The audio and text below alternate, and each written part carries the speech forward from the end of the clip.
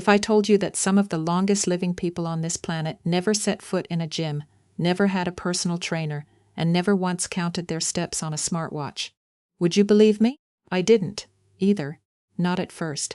Not until something started bothering me enough that I couldn't ignore it anymore. I'm Sarah. I'm 45 years old, and for close to 20 years now, I've spent my career caring for older adults. I started on a senior care ward, the kind of place where you see the same faces every single day for months, sometimes years. Later I moved into in-home visits, which meant walking into people's actual living rooms, actual kitchens, actual lives, not just a hospital bed. And over all those years, one pattern kept nagging at me, something I couldn't quite explain for the longest time. So many of my patients did everything right. They walked every single day, rain or shine. They followed the advice their doctors gave them. They were disciplined about it in a way that honestly impressed me. And yet so many of them still ended up with bad knees, fragile hips, and worst of all, falls. Falls that, in a single afternoon, took someone from independent and active to needing a walker, or worse, needing full-time care. I used to think that was just aging, unavoidable. The cost of getting older, no matter what you do. Then a while back, I went looking for answers outside my own ward, outside the advice I'd been giving for years without questioning it. I started reading about the parts of the world where people don't just live long, they live long and stay steady on their feet, still active, still independent, well into their late 90s and beyond. Researchers call these places blue zones. There are a handful scattered around the world, but Okinawa, Japan is one of the most studied of all of them. And here's what's actually stopped me in my tracks. It wasn't that people there walk more than we do. Some of my most disciplined patients walked plenty. Some walked more than the people I was reading about. The difference wasn't quantity at all. It was that they walk completely differently. Today, I want to walk you through 5 things I learned digging into this. Not so you copy them exactly, because let's be honest, none of us live in a Japanese fishing village with mountain paths outside our door. But the principles underneath what they do apply to every single one of us, starting with your very next walk, wherever you happen to be. Before I go any further, I want to ask you something. Comment below and tell me your age. And honestly, tell me whether walking has been easy for you lately, or something you've been quietly struggling with. I read every single comment, and it genuinely shapes what I bring you in future videos. This channel works best when it's a conversation, not just me talking at a screen. And if you haven't already, go ahead and hit subscribe, because I'm going to keep digging into things like this.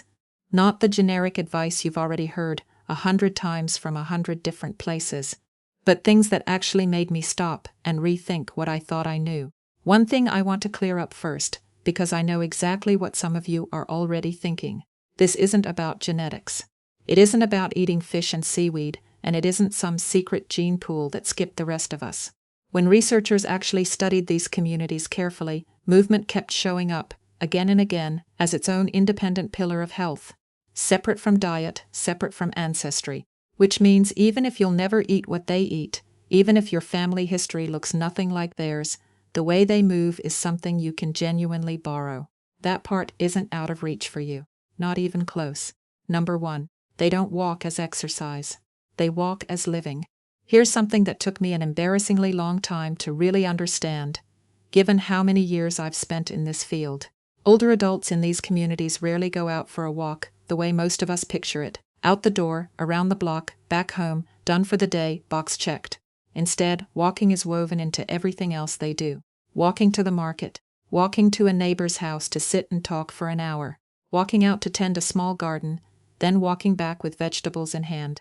Small movement spread across the entire day, never saved up for one single block of time. I think about so many of my own patients over the years, people who'd tell me proudly, "I did my walk this morning, 45 minutes, that's my exercise for the day, Sarah." And then they'd sit for the other 15, 16 hours straight. Chair, couch, car seat, chair again. I understand exactly why. That's what most of us have been taught. Get your exercise in, check the box, move on with your day. But here's the thing joints and muscles don't actually respond well to. They don't love one big burst of activity, followed by hours and hours of complete stillness. What they respond to is small, repeated signals, a little movement again and again, spread across the day. One long, solid walk on a Saturday, followed by 6 days of mostly sitting, simply doesn't give your body the same benefit as getting up and moving a little every couple of hours, even in short stretches of 5 or 10 minutes. I had a patient years ago, I'll just call her Sarah too, to keep the name simple here, who was 78, lived alone, and was fiercely proud of her one long daily walk. 40 minutes, same route, every single morning without fail. But her ankles stayed swollen most afternoons, and she couldn't figure out why, since she did everything right. When we talked it through, I realized she'd sit in one recliner from about 10 in the morning until dinner, barely moving. Once she started getting up every hour, just to walk to the kitchen and back, just 60 seconds at a time, the swelling improved within 2 weeks. Nothing else changed, just the spreading out of movement, instead of concentrating all of it into one block. You don't need a market within walking distance. Most of us don't have that anymore, and that's just the reality of how we live now.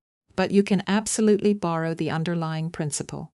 Stand up and walk a lap around the house every hour you're sitting. Walk to the mailbox instead of driving there. Take the stairs if your knees allow it, even just once or twice a day. Spread the movement out across your waking hours instead of concentrating it all into one walk. That's lesson number 1, and honestly, it might be the simplest one to start with today. Number 2, their posture isn't stand up straight, chest out. It's something far more natural than that. If you actually watch older adults in these blue zone communities walk, and I've watched more footage of this than I probably should admit to you, you'll notice something almost immediately. Their knees are slightly bent, not locked straight. Their steps are shorter than you'd expect. Their center of gravity sits noticeably lower than what most of us have been told is correct posture. Pause on that for a second, because I think most of us have actually had this backwards our whole lives.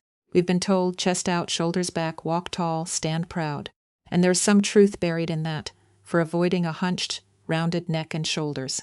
But taken too far, over-straightening the body actually raises your center of gravity higher off the ground, which makes you less stable, not more, especially if your knees or your balance are already a little unsteady these days. A lower center of gravity. Knees slightly soft instead of locked. Shorter steps instead of long, confident strides. That combination takes real pressure off the knee and hip joints with every single step you take, and it makes you noticeably harder to knock off balance if you get bumped, or step wrong, or hit an uneven patch of sidewalk. Try this on your very next walk. Don't force yourself into a rigid parade ground kind of posture. Let your knees stay just a little soft. Shorten your stride slightly, just a touch. Feel your weight settle a bit lower than usual.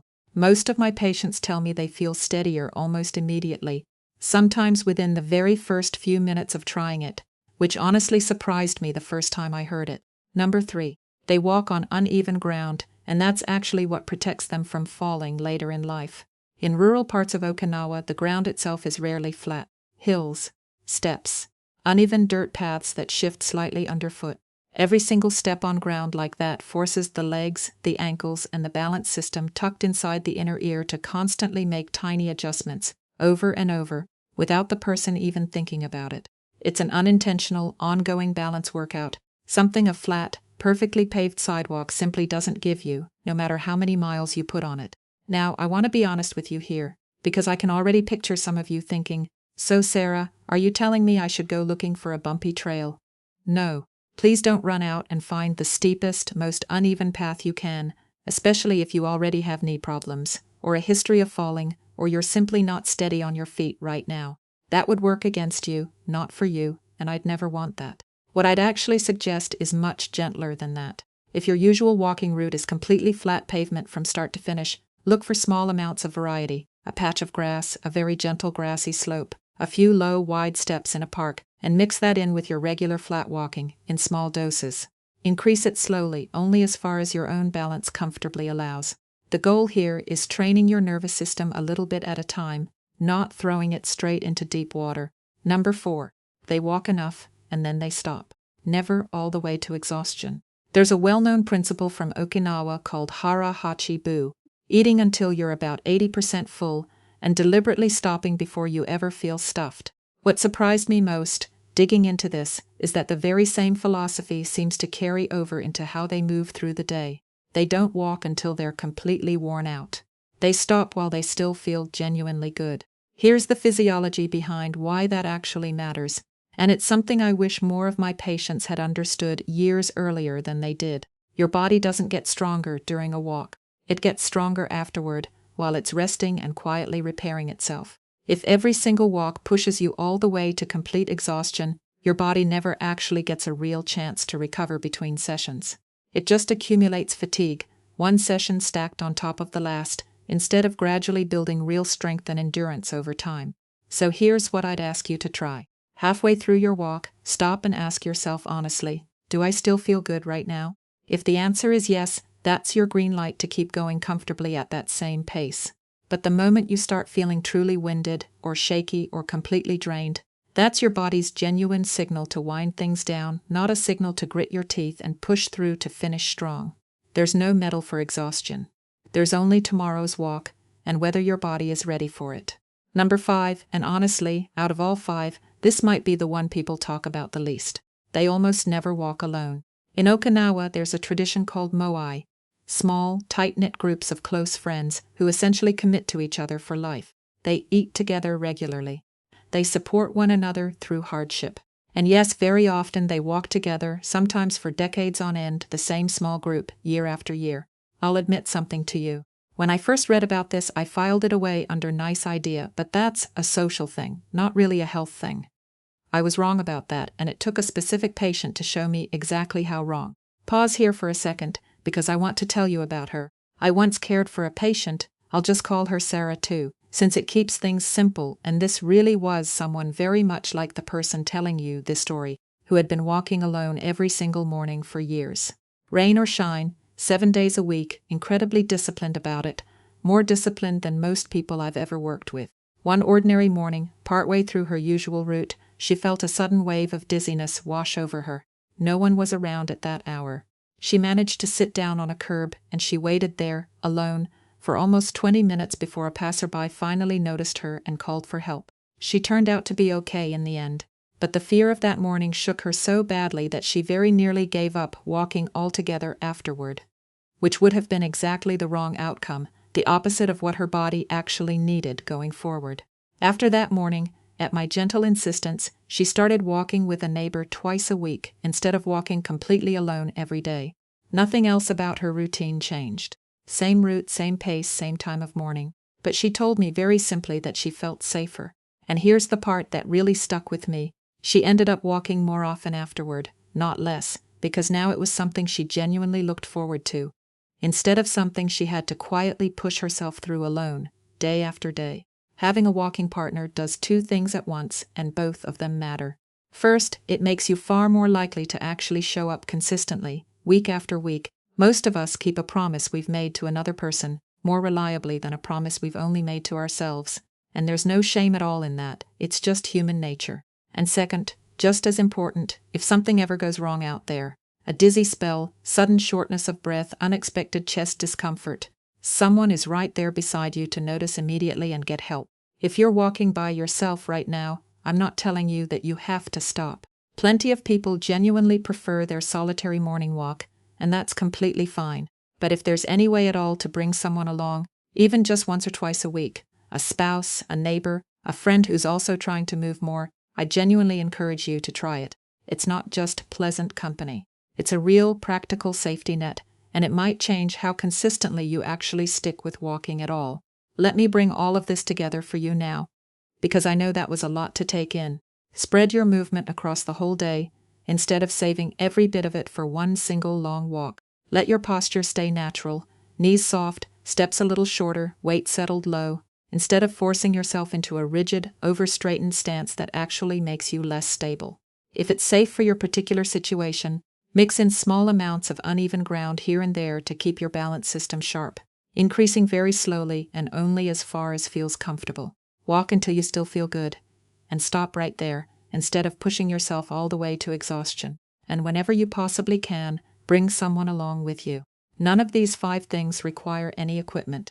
None of them cost you a single dollar. None of them require you to walk any farther than you already do right now, today.